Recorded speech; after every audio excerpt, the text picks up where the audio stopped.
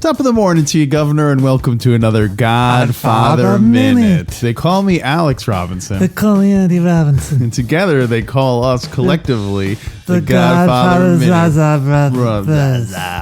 How are you doing today? I'm doing really well. How are you doing? Good. You ready to dive into minute 104? I'll answer that with a question. Yes? El minuto. El minuto. Numero. 104. 104. Centro or cento? Cento. 104. Yeah, you can always remember 100, remember, with cent'anni. Yeah. Like cen. That means of 100 years. And it would still be true if we were, it would still be true if we were podcasting? Is that what she said? Something like that, yeah. Merle. Yeah. Hello, Merle. Is that Clemenza meeting him? I guess. Yeah. Hello, Moyle. We're talking about minute 104 today. Yeah. Minute 104, we're in Sicily, and in minute 104, Mikey reveals to Signor Vitelli that he is, in fact, the famous gangster Michael Corleone. That's right. And people would pay a lot of information for that information. Mm-hmm. Vitelli is impressed, and they arrange for a date with Mikey and Vitelli's daughter, Apollonia. Apollonia. I can't believe we're still in Sicily. Really? Feels like we've been in Sicily for like 4 months. You think by now someone would have shot Sonny on the causeway? How much longer is it till Sonny gets shot on the causeway? In minute 119. Ooh, we're almost there. Pops in a coma, Fredo's losing his mind. Where the hell is Luca? You are out of time. Tick tock, we're counting down every day. What can I do? To get to Carlo, gotta make it through the causeway. Sonny on the causeway. Listen to me, you better listen to Clemenza's wife. Don't forget the cannoli. Yeah. You're gonna pay the final toll with your life. Hey, by the way, we still have not picked the next countdown. Oh, that's right. Yeah, we got to start putting Luckily, some ideas up online. We have 15 weeks to pick. Yeah. Well, I guess you have to start writing it before. Got to write it, record it, got to mix true. it, got to send it for mastering. Mm-hmm. Submit it to the music industry. Yeah, I got to get the mechanical rights. The mechanical rights. I got to approach the original actors to do the character voice overdubs. The line. Who's the toughest one to get for that? Probably Marlon Brando. Yeah, I imagine he's very expensive, right? Well, I don't know. I'd say Clemenza because his wife is such a savvy businesswoman, right? Yeah. So minute 104, what you got? 104. So, so Mikey Mikey says who he is, and then he basically kind of does like a passive aggressive proposal to his daughter. Yeah, I think you're right. I thought the line, but then she would lose a father instead of gaining a husband. I thought that was a kind of nice. It's almost like Mikey's version of either your brains or your signature is going to wind up on that contract. Yeah. You know what I mean? Like giving you two seemingly equal, reasonable, decisions, but you have to pick which one you want to do. Yeah. Later when he tells Kay that whole story, and she says, "Really?" She says, "True story, Kay. That was me, not my family." Yeah. And now here he is. Yeah. He's come full circle. This experience in Sicily really is locking him in to be the Godfather.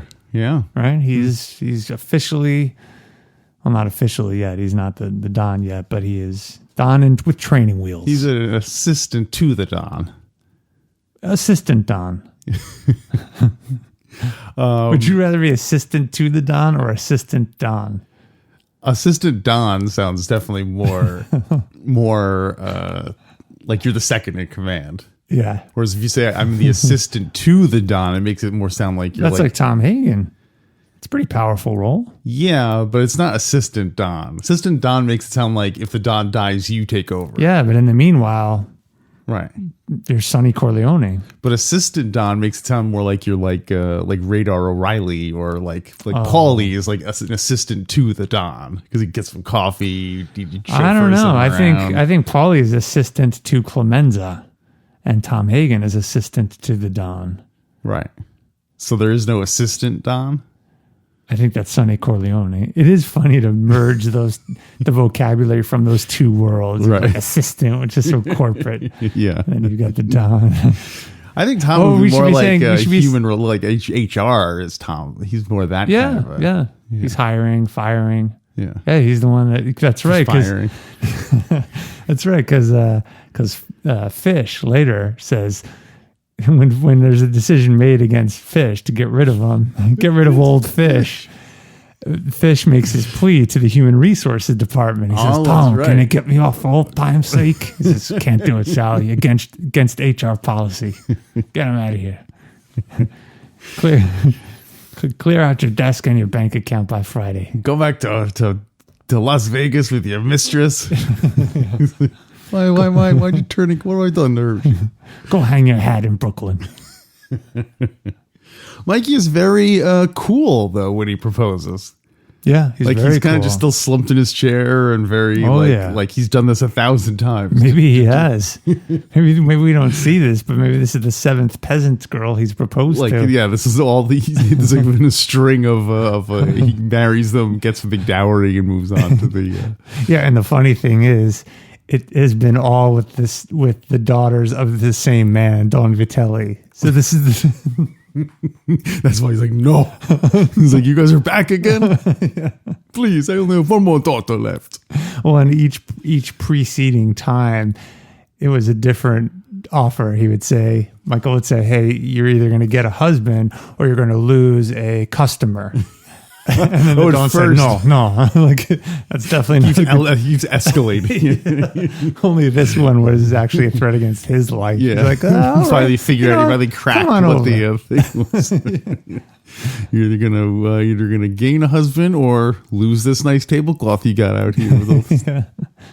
Or lose this bottle of wine. He drops it. Goes like, I make my own wine. It'd be a real shame if something were to happen to your basket of bread here. Just start stuffing it in his face. More bread. I really like the bread. You shared that your daughter's at the wedding of your daughter. I wonder if Mikey and Apollonia, if their marriage had succeeded, do you think Don Vitelli? What do you mean if? They had like 6 days of pure bliss. Yeah. Driving lessons, speaking lessons. You're not hard-hearted, though. Do you think Don Vitelli would have gone? Do you think Mr. Vitelli, Signor Vitelli, would have gone to America with that? Would the whole Vitelli family have been, Good pulled question. over? Good question. No, I think he's more like Frankie Five Angel's older brother. He would have stayed local. Just stay local. And then he would have let Mikey and Apollonia visit back. Yeah. Maybe visit every now and then. Yeah. From the old country. What else you got?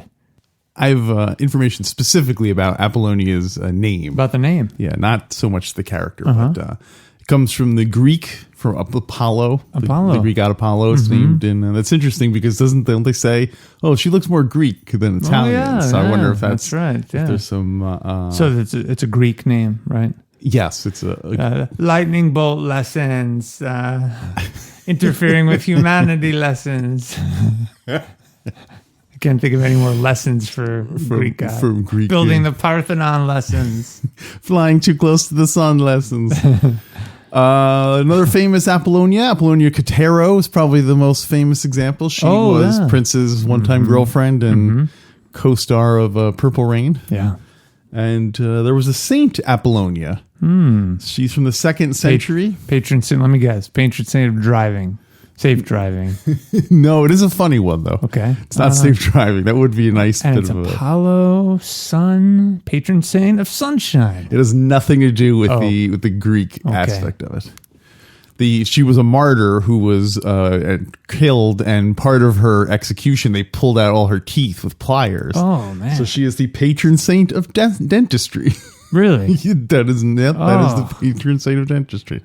It's funny I that... don't get the whole patron saint world.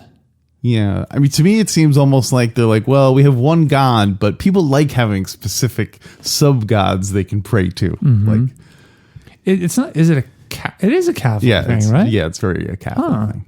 So these were real people that were sainted and given sainthood by the Catholic Church since the Catholic Church centuries, started. yeah. And so they're the it's like a sub-god, you're right. Yeah, it's like almost like, oh, I have oh, God, please help my teeth. You'd be like, you have to talk to Saint Apollonia. Yeah. She is make an appointment for Friday night. Friday night. If you need to cancel, call within 24 hours. Now go. Hey, thank you.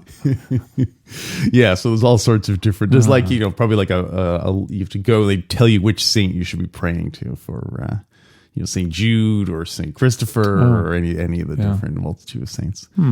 So in your life, Yes. if you were Catholic and you needed to, well, just right now in your life, let's make this real. People want to get to know who you are. Who is the real Alex Robinson? Is the real Alex Robinson?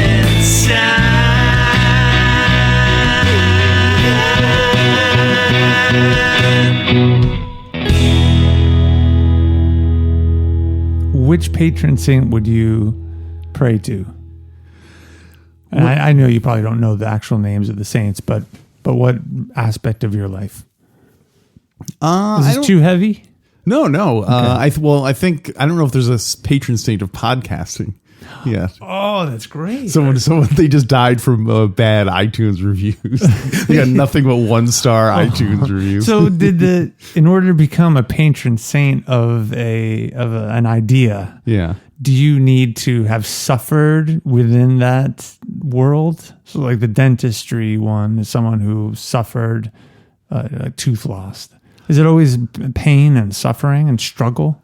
I don't think so necessarily, because there aren't that many, obviously if you're going to have the patron saint of like, I guess like children or something. Yeah. Then no, I don't think. Anyway, you know what? We'll ask, we'll answer. So, because I think you can also become a saint by you don't have to necessarily, because they're trying to make Pope John Paul into a saint. That's right, yeah. So, he didn't struggle at all. No, I guess unless he's like the patron saint of like kidney disease or something. Yeah, they're all that's like the illnesses. So like diabetes. And or what's the achy joints? Arthritis. Patron saint of rickets. The diseases no one gets anymore. Well, that's because everyone prayed to them. Oh yeah, they abolished it. They did their job too well. You can't do your job so well that they don't need you anymore. You gotta keep a couple of smallpox victims around. The forgotten saints. Yeah. We were just in England, Alex. Oh yeah, how'd it go? It was fantastic. It was the first time I'd been there. Mm-hmm. And Blimey. Yeah, and we went to the city. Well, we were just south of London visiting one of Penny's cousins. Mm-hmm. And while we were there, we visited the city of Bath. Mm-hmm. And I think it was in the city of Bath that we found a little plaque. There was a plaque in the city where there was a notation about a local saint. And it was a Roman soldier who maybe during some march saw someone like a peasant or a very poor person who suffering from cold, and the Roman soldier tore off part of their cloak and covered them, and that was it. I think he went. Wow, that's a really low bar for sainthood. That's what I thought, because I read it. I think later I looked, because then at the end, I mean, the plaque's not very long. The bottom of the plaque said, later on he was sainted, the patron saint of something like shelter or clothing or warmth or something. Yeah, and actually, we should be a patron saint of sewing. Right. Like, because he ripped the cloak and had to be seamed back again. But I looked on Wikipedia later, and apparently he had done a lot of other good deeds since then. But I don't think he struggled in the sense that there was some significant hardship. Anyway, we'll ask, we'll answer. Yeah, we'll ask, we'll answer. Yeah. And I also want to be curious how many saints there are currently. Oh yeah. So we'll have to get that. Hmm. So is there anything in the book? Tons in the book, but before I get to the book, we have a few we asked, we'll answer on deck. I don't know if you recall these, but we're accountable to our listeners. Yes. So I think in this episode's bonus content, we'll have to look. Do a couple of cleanup. Yeah, a whole bunch of cleanups. Here's one. Did we invent the term stud shaming? Okay. We'll have to look that up. I'm going to write these down. Did we coin the term hipstress? Saints. Hipstress. Stud shaming. And then at the end, you're going to have to use all of these in one sentence that makes sense. Okay. And the last one is, are all of the misters in Italy called Don? Mr. equals Don? Yeah. All right. I will try to answer those in the bonus content. We'll ask. We'll answer. So getting into the book. Getting into the book. Got a lot of different things in the book we're going to explore. And I've been saving these. This is sort of really leaning on the book because we're in the Sicily section of the movie. Oh yeah, yeah. Not a lot of action going on. No, we knew this day would come. Yeah, it would. It's good. Every day you gotta get some of the bad blood out. Every now and then. Right. Here we go. The first item, page 334. Puzo writes. Okay, so when Don Vitelli is in this minute talking to Michael and he's starting to warm up a little bit, Don Vitelli asked Michael, "Are you a friend of the friends?" Puzo writes, "Since the word mafia could never be uttered aloud by the ordinary Sicilian, this was as close as the cafe owner could come to asking if Michael was a member of the mafia. It was the usual way of asking if someone belonged, but it was ordinarily not addressed to the person directly concerned." How do you think Michael answered, Alex? I think he said, "We're just good friends. We're just good friends of friends. Friends of friends." He said, "I'll be there for you." Yeah. It's like, I'm a friend. He said, I'm a friend with rights. No, he said rights. Yeah, no, benefits. I mean, friend with benefits. He said, Michael said, "No, I'm a stranger in this country." That's it. He didn't admit it. No, But in the movie, he says, doesn't he say I'm a want? What does he say? I'm a want? Yeah, and in the book, he says that too. He says, like, he just says, I'm traveling in this country and people would pay a lot. Okay, so he doesn't necessarily say, I'm a friend. Correct. He's like, but it's implied that there's some friendship connection. So already his relationship with his new family is based on a lie. Well, he's telling the truth. Well, I mean, he's pretty much saying I'm not in the mafia. Well, what is his answer? You are a conciliary at heart. He says, "Are you a friend of the friends?" And he says, "No, I'm a stranger in this country." So that would seem to me that he's saying, "No, I'm not a part of the Sicilian mafia." Okay, yeah. Don Vitelli then comes back and says, "Are you a friend of a friend in the region, in New York, or any of the contiguous United States, including the recently annexed Texas?" I will not waive my Fifth Amendment rights, though it is my right to do so. Oh, Michael says that. All the lawyers come out. That's great. We have a sworn affidavit. Yeah, well, what's going on here? Okay, page 335, Puzo writes. So this is Don Vitelli. Don Vitelli would make some inquiries, and if the answers were wrong, he could always greet Michael with his two sons bearing their own shotguns. The cafe owner was not without his contacts among the, quote, friends of the friends. So this is after Don Vitelli says, "All right, come and meet us." But he's gonna check him out. He gets that goon to check him out. Yeah. I did actually have a note about the brothers that come out. Yeah. Or the other sons. What about him? And it's a minor criticism that I'm guessing that these were just like people who lived in Sicily, and he just kind of said, "Okay, you'll be the like extras, more or less." Okay. Because they have no reaction to Michael saying, oh, like then you lose then they would lose a father instead of gaining a daughter. Really? They just kind of in the like they movie? just keep looking like back and forth. Oh, They don't. I thought Fabrizio gave him kind of a little. Fabrizio does, but the two the brothers. the two brothers Oh, who came yeah. out from behind the thing. So I'm Yeah. guessing they either like have done this a bunch of times, or they just don't even think like, oh, my character would be hearing this for the first time and would probably Yeah. be shocked that this stranger is. Yeah. They just keep like they're just kind of like looking around, and so it's kind of a kind Well, of. don't forget, this is the 7th time in 7 consecutive days that Michael is was stopped making by this the request. So these aren't. Why do they even bother still coming out at this point? The brothers aren't even listening. Yeah. Actually, which they get from their sister. Yeah, Monday, yeah. Tuesday. Yeah. That would have been funny if when they're like Don Signor Vitelli's like, you know, Mario, go set up the table, and he's like, yeah, Monday. Sit at the table, the chairs, the tablecloth. The same voice. It would be great to get Apollonia to dub that too as they talked. The patron saint of dubbing. Oh, that you know who that is? That's Oh. Barzini. He's the patron Definitely the patron saint of saint of dubbing. Page 335. So this is right after that last segment. This is still Don Vitelli. Puzo writes, but something told Don Vitelli this was one of those wild strokes of good fortune that Sicilians always believed in. Something told him that his daughter's beauty would make her fortune and her family secure. And it was just as well. Some of the local youths were already beginning to buzz around, and this stranger with his broken face could do the necessary job of scaring them off. His broken face. Yeah. So it's interesting how Don Vitelli had always sensed, and I guess superstitiously, Yeah. too, that maybe there would be some stroke of good luck. Which is based on funny his because daughter's it's actually a really stroke of bad luck.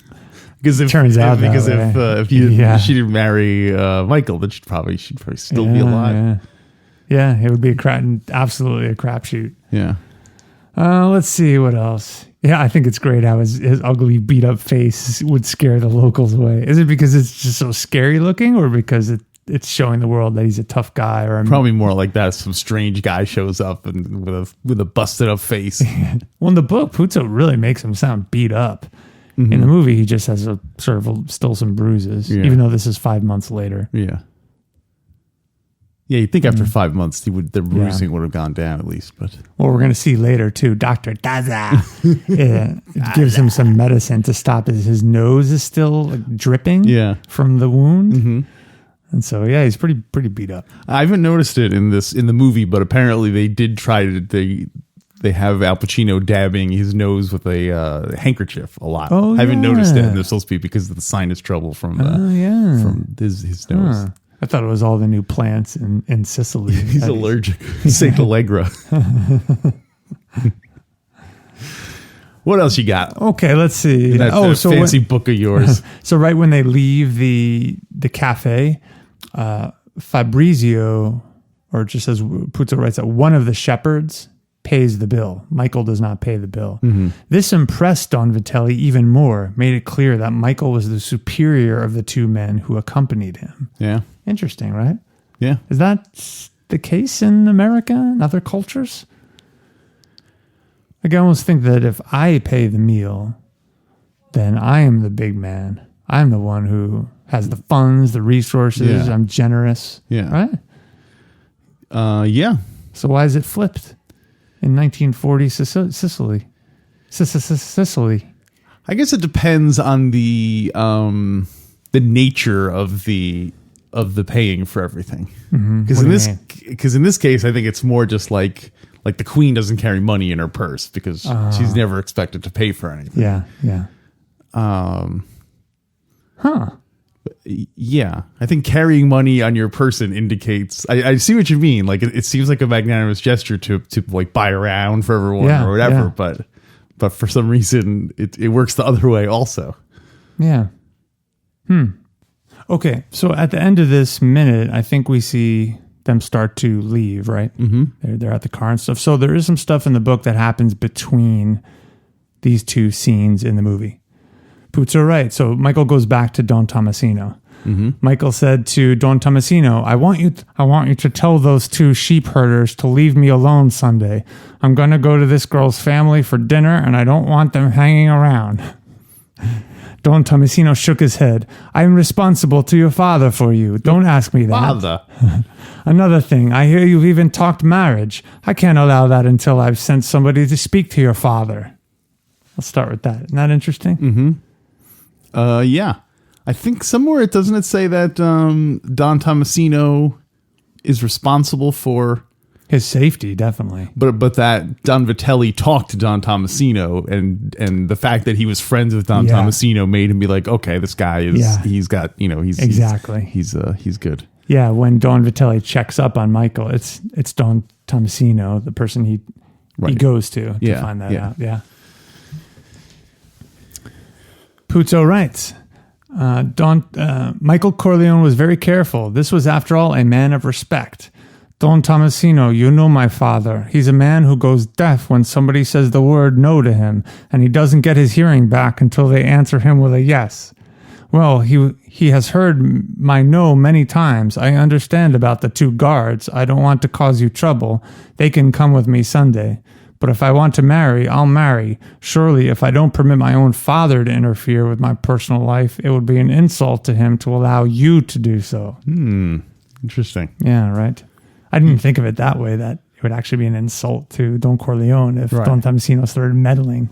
Right, because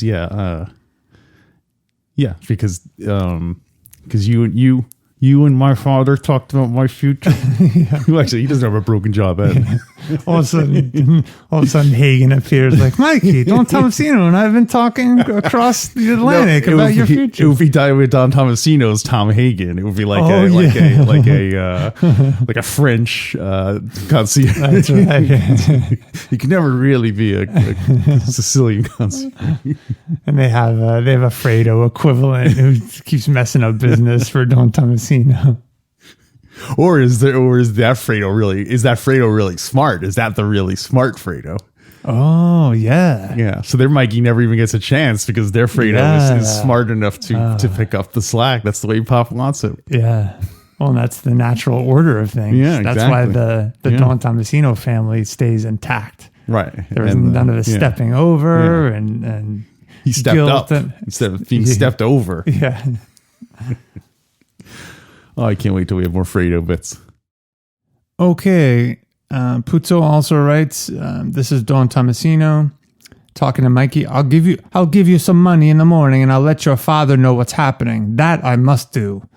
So at a minimum, Don Tomasino tells Don Corleone that Michael is intending to marry Apollonia. Yeah. In the book or in the movie, it was not clear to me what Don Corleone was aware of. Yeah. I don't think there's ever any talk or reaction about anything related to Apollonia in the world of Don Corleone, right? Yeah. I mean, the last we saw of him, we just saw the Don being upset that Mikey was even involved in it. And other than that, we don't know anything about, his. I mean, we don't even know if Sonny knows or Hagen knows. Yeah. I mean, even when they return, do they know? In the book, it sounds like they find out, but in the movie, it's not made clear. I don't know. You never know. Yeah. Well, by the time they get back, Sonny's already dead. Oh yeah. I bet Fredo doesn't know. They wouldn't tell Fredo that kind of. They wouldn't bother telling Fredo that. Well, remember, he's still in the rubber room with the straitjacket on. No, not anymore. He's in Las Vegas learning the casino business. Yeah. Pops, they're sending me to learn the casino business. Is that what he says? Yeah, he's all like a kid. He's like, I'm going to learn the casino business. Yeah.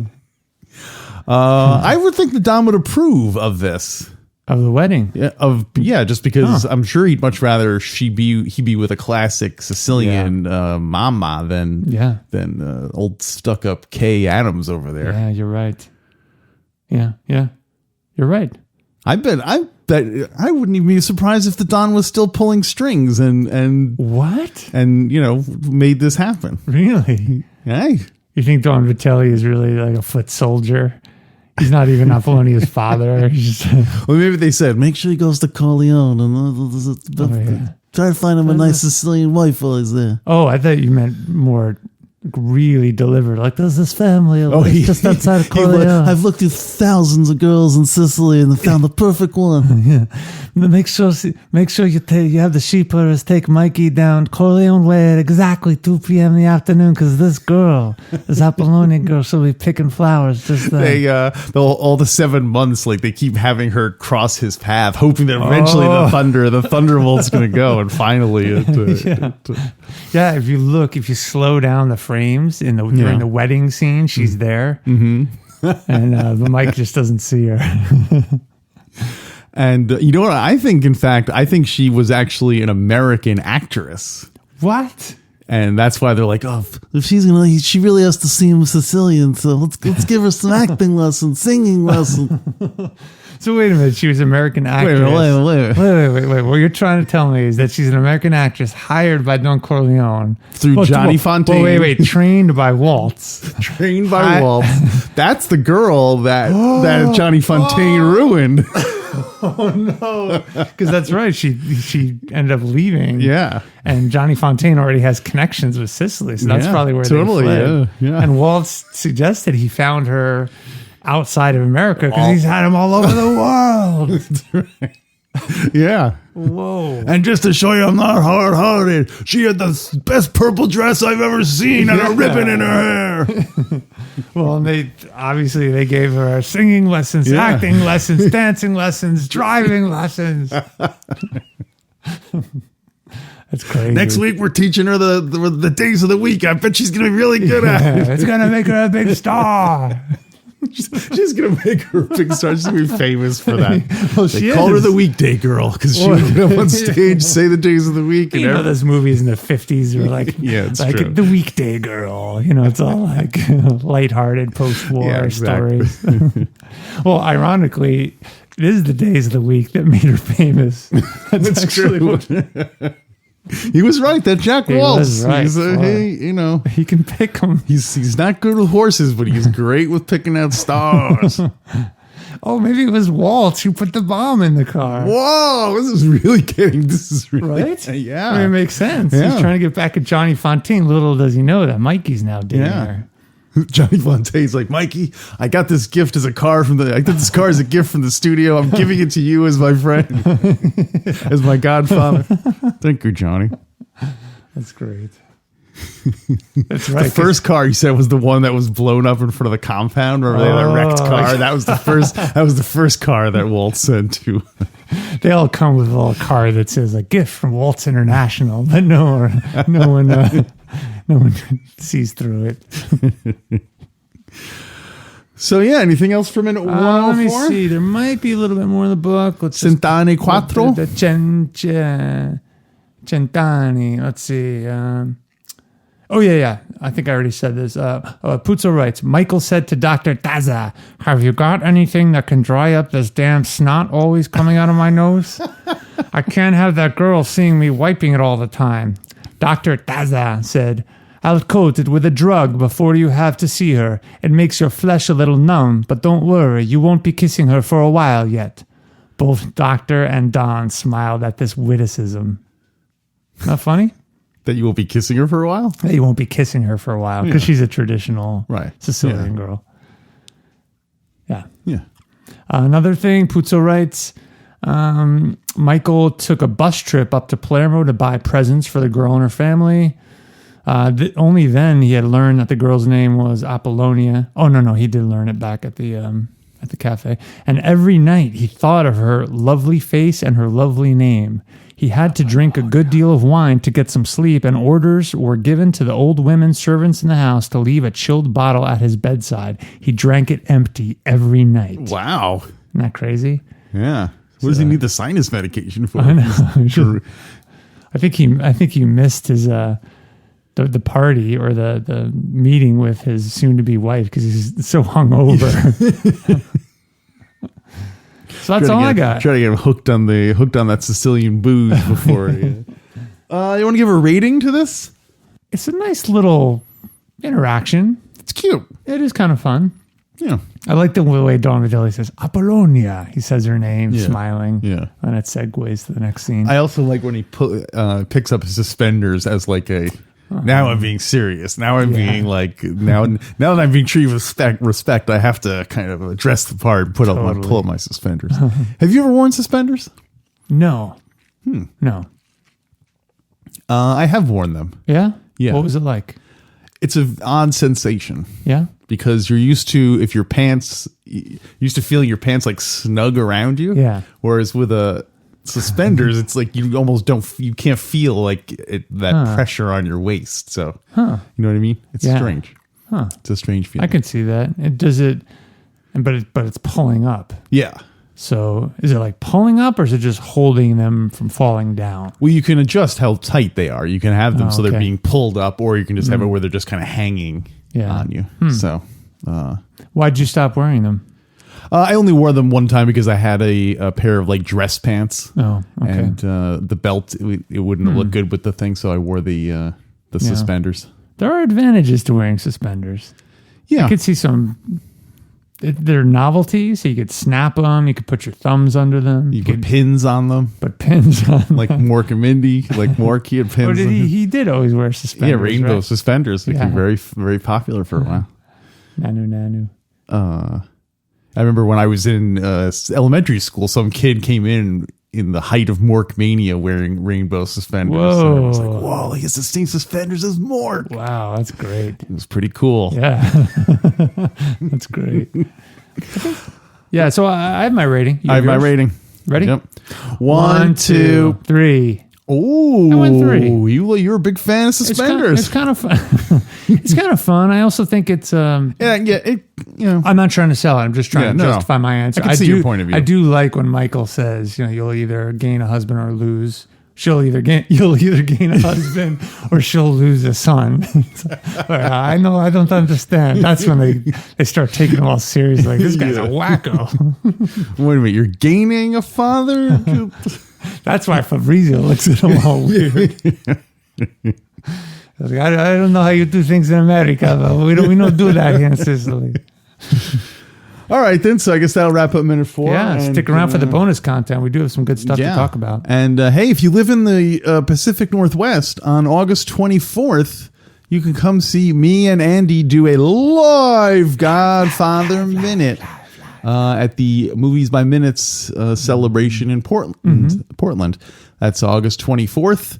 And you can find out information about that by going to moviesbyminutes.com/Portland and come see us live. What is this SNL announcer? What is he saying in the beginning? Don He's just Pardo? saying the names, right? Yeah. John Belushi. That's right. Molly Shit. That's funny because on our other podcast, Alphabetical, we did a Don Pardo imitation like almost every single episode. Really? Yeah. Just as a routine joke. Yeah. Just as a way, like when you would say a name, you would repeat it in like a Don fun. Pardo. Oh, Like, God. Don Pardo. Don Pardo. Acting lessons, singing lessons, dancing lessons. Luca Brasi. It's a true story, Kay. All right, everyone. It's funny to actually say the dialogue in that kind of voice. So one last bit. I'm sure we'll do some more of that during the bonus content Okay, as well. we'll save it then. I was going to say, who would Don Pardo be in The Godfather if he had to substitute someone? Whose lines would best be delivered in that fashion? Well, I was going to say, Is it like Don Corleone? no, You don't. I forget. I guess because he's in show business, I was going to say Johnny Fontaine. Oh but yeah, just- or Waltz. or Waltz. Yeah. You appreciate beauty, don't you? Cartoon. Check him out. All right, everyone. We'll see you next time. And until then, what are we saying again? There will be No acts of vengeance.